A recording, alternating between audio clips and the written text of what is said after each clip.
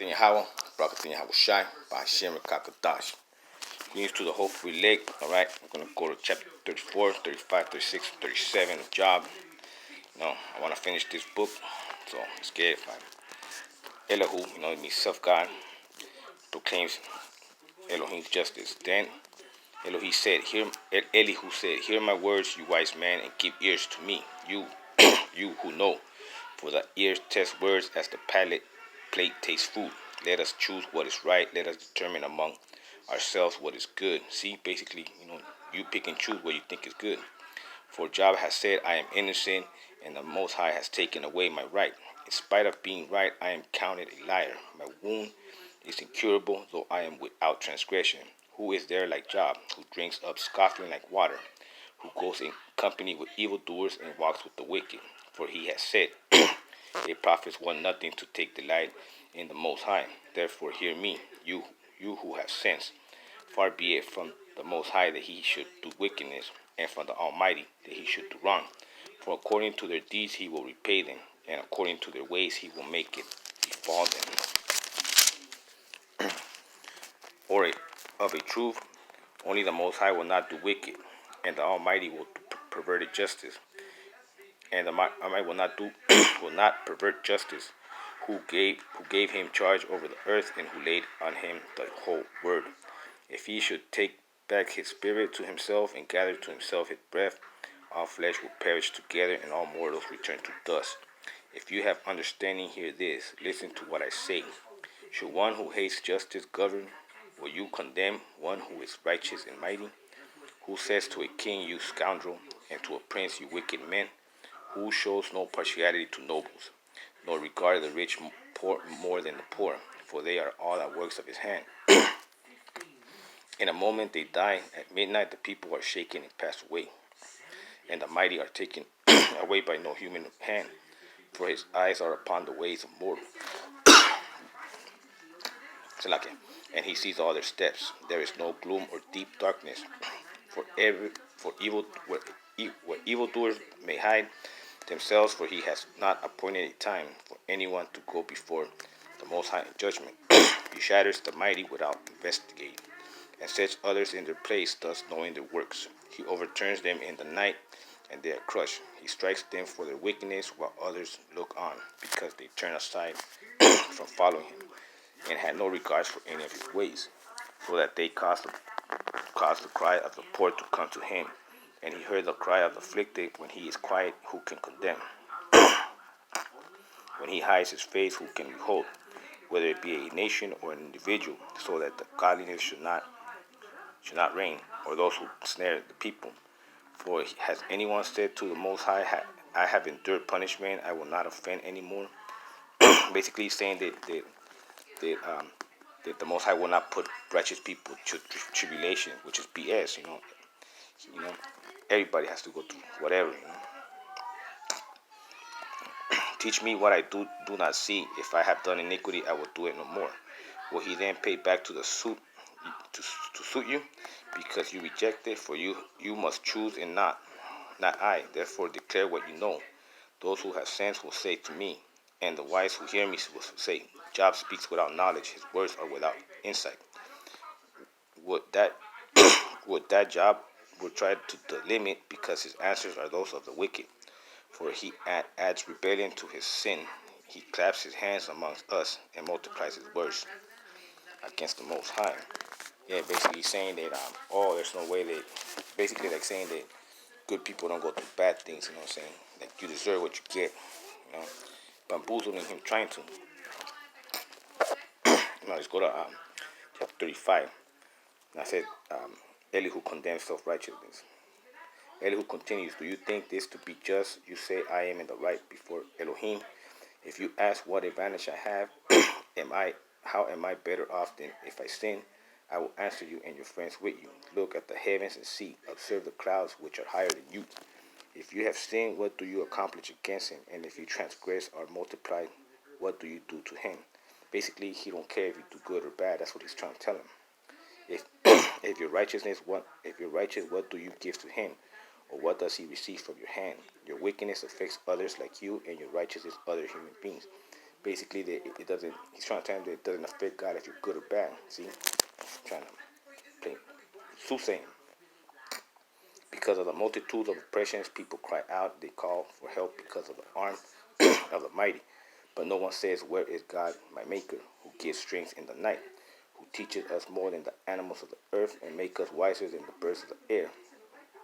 There they cry out, but he does not answer. Because of the pride of the evildoers, surely God does not hear an empty cry, nor does the Almighty regard it.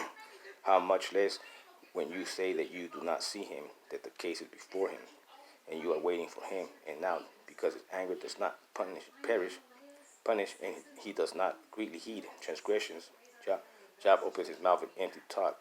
He supplies words without knowledge. He's twisting things around. Now, chapter 36. Elihu exalts God's goodness. Elihu continued, "Bear with me a little, and I will show you, for I have yet something to say on the Most High's behalf. I will bring my knowledge from far away and ascribe righteousness to my Maker. For truly my words are not false. One who is perfect in knowledge is with you." Oh, see, he's trying to say that he's perfect, see? And he says that he will bring, my knowledge, his zodiac, his soothsaying. Surely the Almighty is mighty and does not despise any. He is mighty in strength of understanding. He does not keep the wicked alive, but gives the afflicted their right. He does not withdraw his eyes from the righteous, but with kings on the throne he sets them forever, and they are exalted. And if they are bound in fetters and caught in the cords of affliction, then he declares to them their works and their transgressions. They are behaving arrogantly. He opens their ears to instructions and commands that they return from iniquity. If they listen and serve him, they complete their days in prosperity and their years in pleasantly. But if they do not listen, then they shall perish by the sword and die without knowledge. The godless in heart cherish anger. They do not cry for help when he binds them. They die in their youth, and their life ends in shame. He delivers the afflicted with the afflicted and opens their ear by adversity. He also allures you out of distress in a broad place where there was no constant, and what was set on your table was full of fatness. But you are obsessed with the cause of the wicked. Judgment and justice seize you. Beware that wrath does not entice you in scoffing.